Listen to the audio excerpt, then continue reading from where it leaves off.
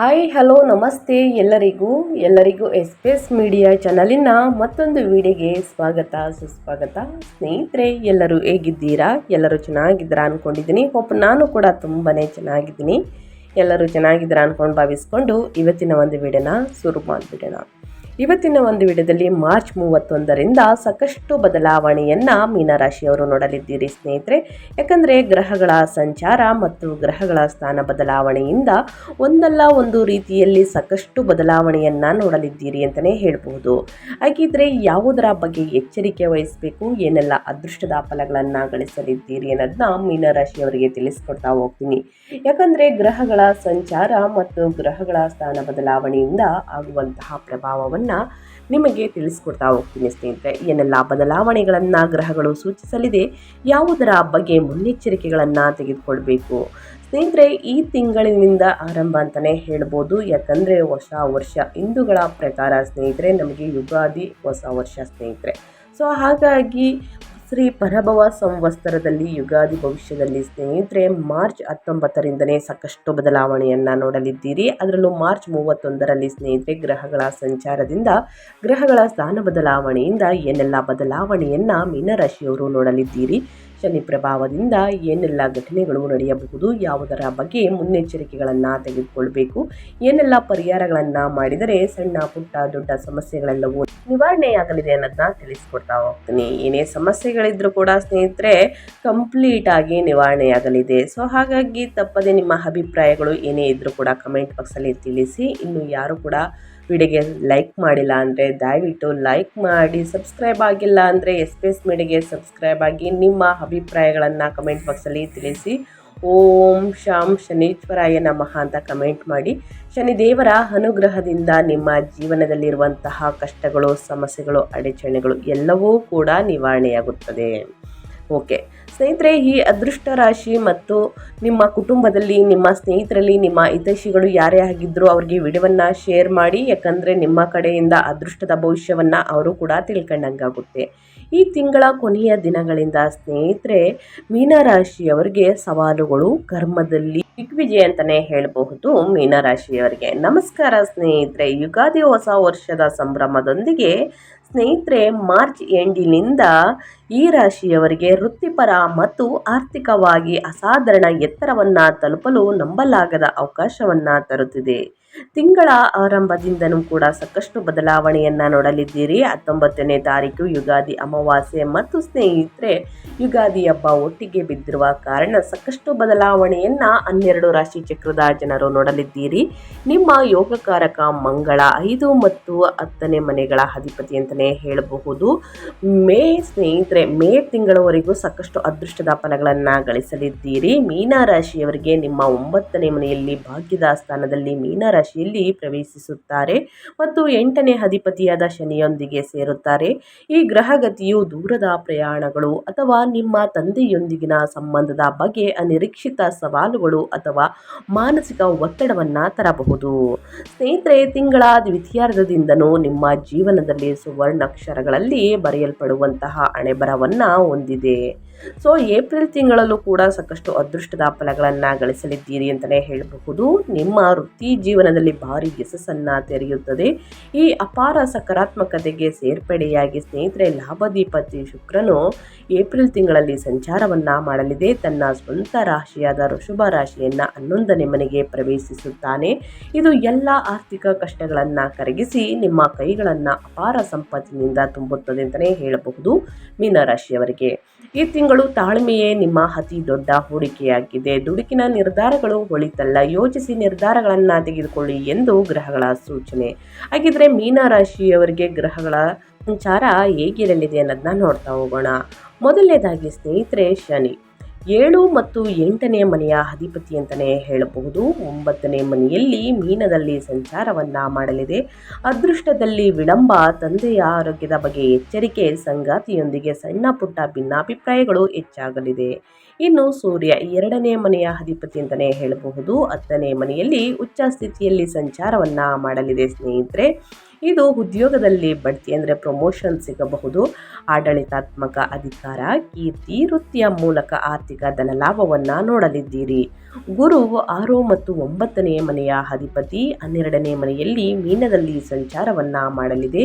ವಿದೇಶಿ ಪ್ರಯಾಣಕ್ಕೆ ದಾರಿ ಮಾಡಿಕೊಡುತ್ತದೆ. ಆಧ್ಯಾತ್ಮಿಕ ಖರ್ಚುಗಳು ಹೆಚ್ಚಾಗಲಿದೆ. ಇನ್ನು ಅದೇ ರೀತಿ ಶುಕ್ರ 4 ಮತ್ತು 11ನೇ ಮನೆಯ ಅಧಿಪತಿ ಅಂತಲೇ ಹೇಳಬಹುದು. 11ನೇ ಮನೆಯಲ್ಲಿ ಸ್ವಕ್ಷೇತ್ರದಲ್ಲಿ ಸಂಚಾರವನ್ನ ಮಾಡಲಿದೆ. ರಿಯಲ್ ಎಸ್ಟೇಟ್ ಮೂಲಕ ಲಾಭ, ಅಪಾರ ಸಂಪತ್ತು, ಸ್ನೇಹಿತರಿಂದ ಸಹಕಾರ. ಒಟ್ಟಾರೆಯಾಗಿ ಹೇಳಬೇಕು ಅಂದರೆ ಗ್ರಹಗಳ ಸಂಚಾರ ಮತ್ತು ಗ್ರಹಗಳ ಸ್ಥಾನ ಬದಲಾವಣೆಯಿಂದ ಸಾಕಷ್ಟು ಬದಲಾವಣೆಯನ್ನು ನೋಡಲಿದ್ದೀರಿ. ಮಂಗಳ ಸ್ನೇಹಿತರೆ 5 ಮತ್ತು 10ನೇ ಮನೆಯ ಅಧಿಪತಿ ಅಂತಲೇ ಹೇಳ್ಬೋದು. 9ನೇ ಮನೆಯಲ್ಲಿ ಮೀನದಲ್ಲಿ ಸಂಚಾರವನ್ನು ಮಾಡಲಿದೆ. ಇದರ ಪ್ರಭಾವ ಹೇಗಿರಲಿದೆ ಅಂದರೆ ಉನ್ನತ ಶಿಕ್ಷಣದಲ್ಲಿ ಕಠಿಣ ಪರಿಶ್ರಮ, ಪ್ರಯಾಣದಲ್ಲಿ ವಿಳಂಬ, ಆಧ್ಯಾತ್ಮಿಕ ಒಲವು ಹೆಚ್ಚಾಗಲಿದೆ. ಇದು ಗ್ರಹಗಳ ಸಂಚಾರ ಮತ್ತು ಗ್ರಹಗಳ ಸ್ಥಾನ ಬದಲಾವಣೆಯಿಂದ ಮೀನರಾಶಿಯವರಿಗೆ ಸಾಕಷ್ಟು ಬದಲಾವಣೆಯನ್ನು ಸ್ನೇಹಿತರೆ ಈ ಕೊನೆಯ ದಿನಗಳಲ್ಲಿ ನೋಡಲಿದ್ದೀರಿ ಅಂತಲೇ ಹೇಳ್ಬೋದು. ಮುಂದಿನ ದಿನಗಳಲ್ಲೂ ಕೂಡ ಹೇಗಿರಲಿದೆ ಅನ್ನೋದನ್ನ ತಿಳಿಸ್ಕೊಡ್ತಾ ಹೋಗ್ತೀನಿ. ಯಾವುದರ ಬಗ್ಗೆ ಎಚ್ಚರಿಕೆ ವಹಿಸಬೇಕು ಅನ್ನೋದು ಕೂಡ ತಿಳಿಸ್ಕೊಡ್ತಾ ಹೋಗ್ತೀನಿ. ಸಾಕಷ್ಟು ಕಮೆಂಟ್ಸ್ನ ಮಾಡಿರುವ ಕಾರಣ ವಿದ್ಯಾಭ್ಯಾಸದ ಬಗ್ಗೆ ತಿಳಿಸ್ಕೊಡ್ತೀನಿ. ಮೀನರಾಶಿಯವರ ಪೇರೆಂಟ್ಸ್ ಜೊತೆಗೆ ಅಪ್ಪ ಅಮ್ಮ ತಂದೆ ತಾಯಿಗಳು ಸ್ನೇಹಿತರೆ ಅವರ ಕುಟುಂಬದವರು ಜೊತೆಗೆ ಮೀನರಾಶಿಯನ್ನು ಯಾರೆಲ್ಲ ಹೊಂದಿದ್ದೀರಾ ಸ್ನೇಹಿತರೆ ಅವರೆಲ್ಲ ಕಮೆಂಟನ್ನು ಹಾಕಿದ್ದೀರಾ.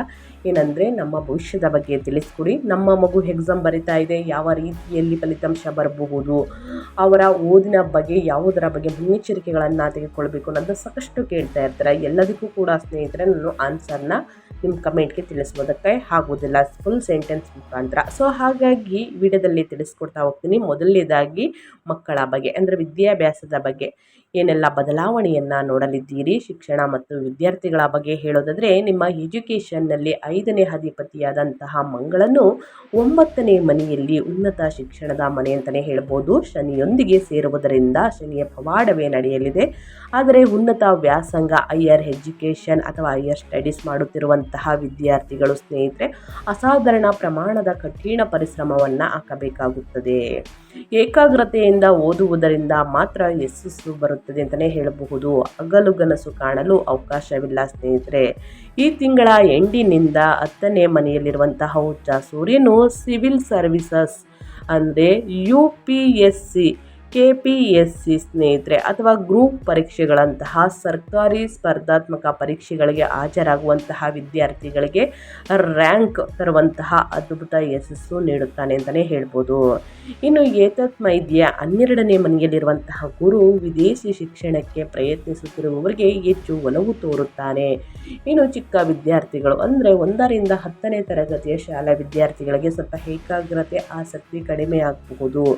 ಸೊ ಹಾಗಾಗಿ ಮೊದಲೇ ಹೇಳಿರುವ ಹಾಗೆ ಶನಿ ಶಿಸ್ತನ್ನು ಬಯಸುವ ಕಾರಣ ಓದಿನ ಕಡೆ ಗಮನ ಕೊಡಬೇಕು. ವೇಳಾಪಟ್ಟಿಯನ್ನು ರಚಿಸಿ ಸರಿಯಾದ ಸಮಯಕ್ಕೆ ಕೂತು ಅಧ್ಯಯನವನ್ನು ಮಾಡಬೇಕು ಎಂದು ಶನಿ ಗ್ರಹ ಶಿಸ್ತನ್ನು ಬಯಸುವ ಕಾರಣ ಸ್ನೇಹಿತರೆ ಗುರು ಹಿರಿಯರನ್ನು ಗೌರವಿಸಿ ತಂದೆ ತಾಯಿಯ ಮಾತನ್ನು ಪಾಲಿಸಿ ಸರಿಯಾದ ಸಮಯಕ್ಕೆ ಕೂತು ಅಧ್ಯಯನವನ್ನು ಮಾಡಿ ಮನೋರಂಜನೆ ಕಡೆ ಆಸಕ್ತಿಯನ್ನು ಕಡಿಮೆ ಮಾಡಿ ಇಂದಿನಿಂದ ಕಷ್ಟಪಟ್ಟಿದ್ದಲ್ಲಿ ಮುಂದಿನ ದಿನಗಳಲ್ಲಿ ಅದೃಷ್ಟದ ಫಲಗಳನ್ನು ನೋಡಲಿದ್ದೀರಿ ಸ್ನೇಹಿತರೆ.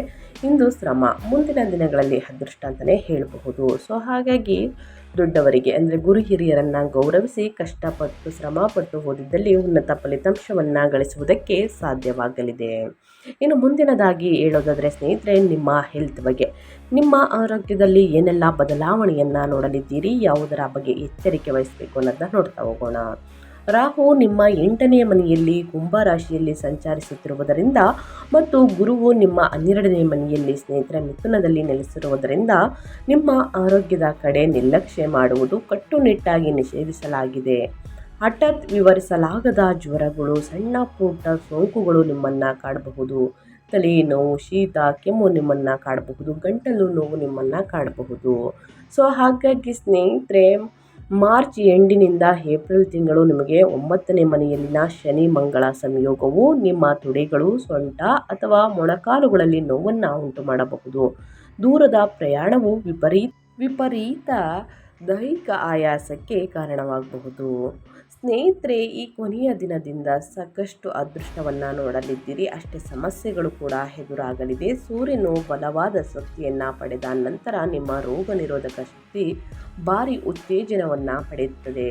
ಅದಿಯಾಗೋ ಸೂರ್ಯನು ಉಷ್ಣ ಸ್ವಭಾವದಿಂದ ಸ್ನೇಹಿತರೆ ಪಿತ್ತ, ತಾತ್ಕಾಲಿಕ ತಲೆನೋವು ಅಥವಾ ಕಣ್ಣುಗಳಲ್ಲಿ ಉರಿಯುವ ಸಂವೇದನೆಯನ್ನು ಉಂಟು ಮಾಡಬಹುದು. ಸಾಕಷ್ಟು ನೀರನ್ನು ಕುಡಿಯುವುದು, ಹಣ್ಣು ಹಂಪಲುಗಳನ್ನು ತಿನ್ನುವುದರಿಂದ ಕೂಡ ಕಟ್ಟುನಿಟ್ಟಾದ ಅಭ್ಯಾಸವನ್ನು ಮಾಡಿಕೊಳ್ಳಿ ಸ್ನೇಹಿತರೆ. ಇದರಿಂದ ಉಷ್ಣತೆ ಕಡಿಮೆಯಾಗಲಿದೆ, ಇನ್ನು ಕಣ್ಣು ಉರಿಯೂತವೆಲ್ಲ ಕಡಿಮೆಯಾಗಲಿದೆ ಅಂತಲೇ ಹೇಳಬಹುದು. ನಿಮ್ಮ ರೋಗ ನಿರೋಧಕ ಶಕ್ತಿ ಹೆಚ್ಚಾಗಲಿದೆ.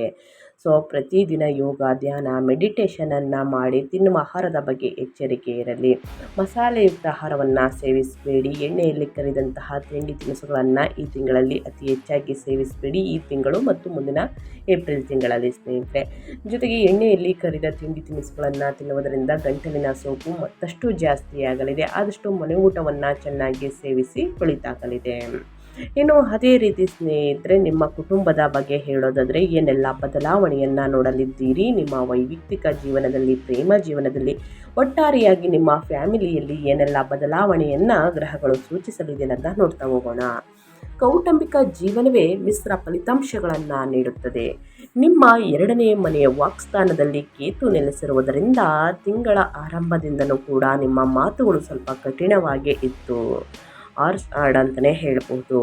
ಸೊ ಇದು ಉದ್ದೇಶಪೂರ್ವಕವಾಗಿ ಇಲ್ಲದಿದ್ದರೂ ಕುಟುಂಬದ ಸದಸ್ಯರಿಗೆ ನೋವು ಉಂಟು ಮಾಡಬಹುದು. ಪಾಪದ ಗ್ರಹ ಅಂತಂದರೆ ಶನಿ ಮತ್ತು ಮಂಗಳನ ಸಂಚಾರ 9ನೇ ಮನೆಯಲ್ಲೇ ನಡೆಯುವ ಕಾರಣ ತಂದೆಯ ಕಾರಕ ಹಾದು ಹೋಗುತ್ತಿರುವುದರಿಂದ ನಿಮ್ಮ ತಂದೆಯ ಆರೋಗ್ಯದ ಬಗ್ಗೆ ನೀವು ವಿಶೇಷವಾಗಿ ಗಮನ ಹರಿಸಬೇಕು ಮತ್ತು ಅವರೊಂದಿಗೆ ಶಾಂತ ಸಂಬಂಧವನ್ನು ಕಾಪಾಡಿಕೊಳ್ಬೇಕು.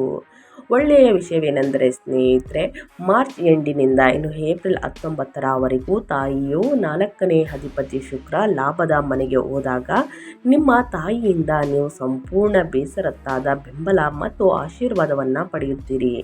ಮನೆಯಲ್ಲಿ ಸಂತೋಷ ಮತ್ತು ಮಂಗಳಕರ ವಾತಾವರಣ ಮೇಲ್ಗೈ ಸಾಧಿಸುತ್ತದೆ. ಅಲ್ಲಿ ತನಕ ಸ್ನೇಹಿತರೆ, ತಂದೆಯ ಆರೋಗ್ಯದ ಬಗ್ಗೆ ಎಚ್ಚರಿಕೆ ಇರಲಿ.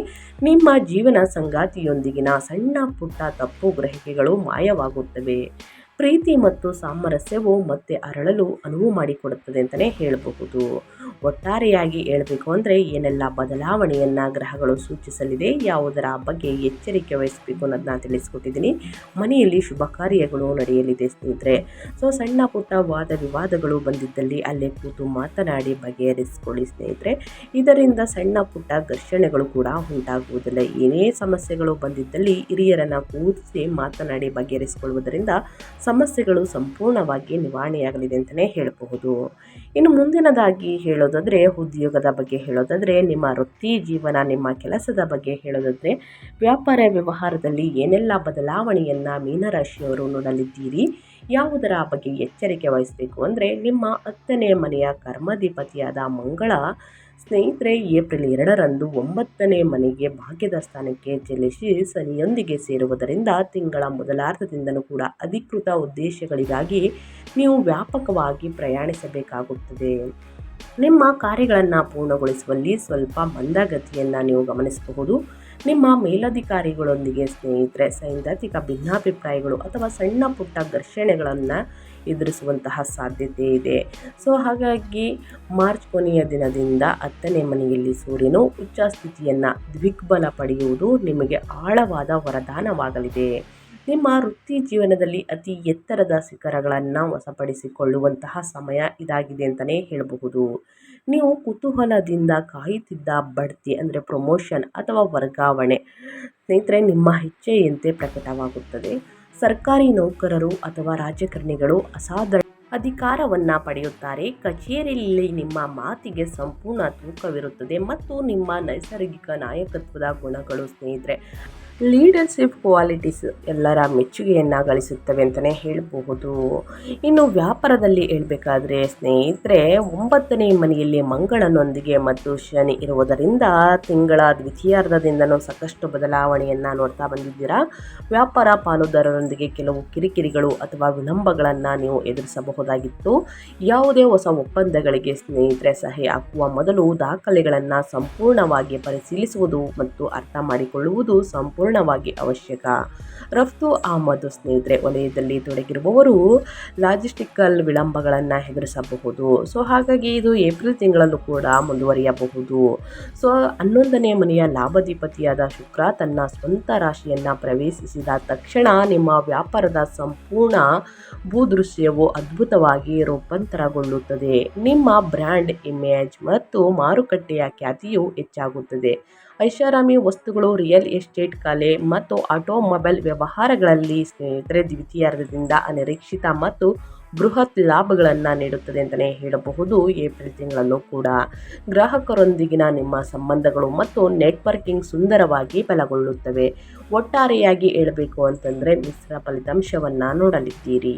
ಇನ್ನು ಹಣಕಾಸಿನ ಬಗ್ಗೆ ಹೇಳೋದಾದರೆ ಸ್ನೇಹಿತರೆ ಈ ತಿಂಗಳ ಎಂಡಿನಿಂದ ಮುಂದಿನ ತಿಂಗಳಲ್ಲಿ ಸ್ನೇಹಿತರೆ ಅದ್ಭುತವಾದ ಫಲಿತಾಂಶಗಳನ್ನು ನೀಡುತ್ತದೆ. ನಿಮ್ಮ 2ನೇ ಧನಾಧಿಪತಿಯಾದ ಸೂರ್ಯ 10ನೇ ಮನೆಯಲ್ಲಿ ವೃತ್ತಿ ಮನೆಯಲ್ಲಿ ಉಚ್ಚನಾಗಿರುವುದರಿಂದ ಅಂದರೆ ನಿಮ್ಮ ವೃತ್ತಿಪರ ಶ್ರೇಷ್ಠತೆ ಮತ್ತು ಕಠಿಣ ಪರಿಶ್ರಮದ ಮೂಲಕ ನೀವು ಅಪಾರ ಸಂಪತ್ತನ್ನು ಗಳಿಸುತ್ತೀರಿ. ಅದೇ ರೀತಿ ಸ್ನೇಹಿತರೆ 4 ಮತ್ತು 11ನೇ ಅಧಿಪತಿ ಶುಕ್ರನು ತನ್ನ ಸ್ವಂತ ರಾಶಿಯಾದ 11ನೇ ಮನೆಯಲ್ಲಿ ನಂಬಲಾಗದಷ್ಟು ಪ್ರಬಲನಾಗುವುದು ಆಸ್ತಿಗಳು ಅಥವಾ ವಾಹನಗಳ ಮಾರಾಟದ ಮೂಲಕ ಉತ್ತಮ ಲಾಭವನ್ನು ತರುತ್ತದೆ. ನಿಮ್ಮ ಕನಸಿನ ಮನೆ ಅಥವಾ ಕಾರನ್ನು ಖರೀದಿಸಲು ಇದು ಪರಿಪೂರ್ಣ ಸಮಯ ಅಂತಲೇ ಹೇಳಬಹುದು. 8ನೇ ಮನೆಯಲ್ಲಿ ರಾಹು ಕುಳಿತಿದ್ದರೂ ಸಹ ಶುಕ್ರನ ಸಂಪೂರ್ಣ ಬಲವು ಹಳೆಯ ಸಾಲಗಳನ್ನು ವಸೂಲಿ ಮಾಡುವುದನ್ನು ಖಚಿತಪಡಿಸುತ್ತದೆ.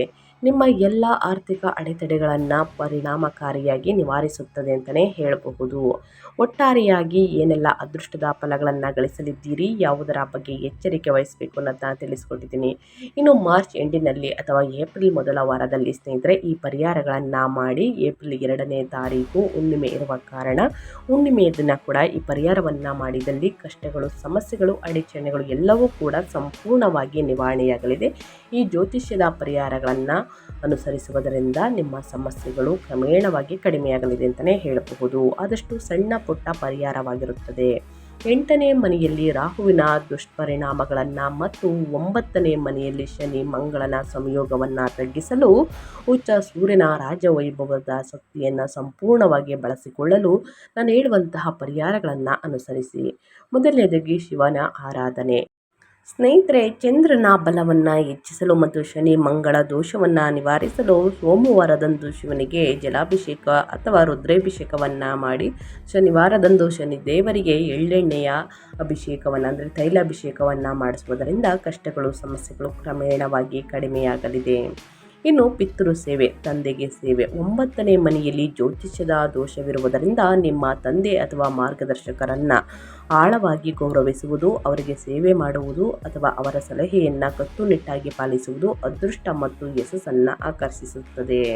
ಇನ್ನು ರಾಹು ಶಾಂತಿ. 8ನೇ ಮನೆಯ ರಾಹುವಿನಿಂದ ಉಂಟಾಗುವ ಅನಿರೀಕ್ಷಿತ ಆರೋಗ್ಯ ಸಮಸ್ಯೆಗಳನ್ನು ತಡೆಗಟ್ಟಲು ಪ್ರತಿದಿನ ದುರ್ಗಾದೇವಿ ಸ್ತೋತ್ರವನ್ನು ಸ್ನೇಹಿತರೆ ಪಠಿಸಿ ಅಥವಾ ಮಂಗಳವಾರದಂದು ದುರ್ಗಾ ದೇವಸ್ಥಾನಕ್ಕೆ ಭೇಟಿ ನೀಡಿ ಸ್ನೇಹಿತರೆ. ಸಮಸ್ಯೆಗಳು ಕ್ರಮೇಣವಾಗಿ ಕಡಿಮೆಯಾಗಲಿದೆ.